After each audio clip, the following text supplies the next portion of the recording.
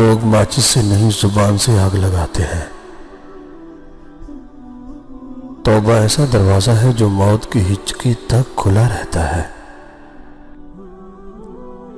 بہترین لوگ بہترین نیت رکھتے ہیں، جس کی وجہ سے رب ان کے سارے کاموں کو سنوار دیتا ہے، اور جس کام کو رب سنوار دے اسے کوئی کیسے بگاڑ سکتا ہے۔ امید کبھی مت ہارنا، کمزور تمہارے حالات ہیں، اللہ نہیں۔ زندگی میں سادگی اپناؤ، جتنی سادہ تمہاری زندگی ہوگی اتنی پریشانیاں کم ہوگی۔ سب کچھ ہوتا ہے لوگوں میں، بس احساس نہیں ہوتا۔ مجھے ڈر لگتا ہے ان لوگوں سے جن کو خدا سے ڈر نہیں لگتا۔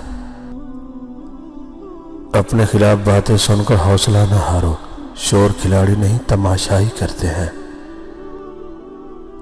غرور کس بات کا صاحب، آج مٹی کے اوپر کل مٹی کے نیچے۔ بہت بے بس ہو جاتا ہے انسان جب کسی کا ہو بھی نہیں سکتا اور اسے کھو بھی نہیں سکتا۔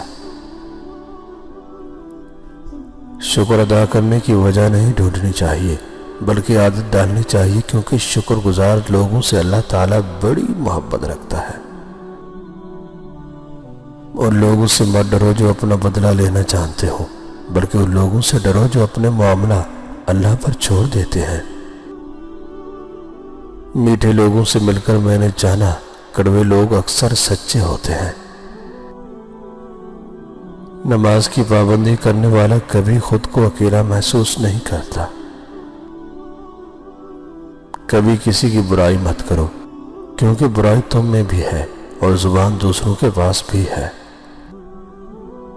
کچھ مرد عورتوں کو اپنی محبت سے یہ سکھاتے ہیں کہ ہر مرد ایک جیسا نہیں ہوتا۔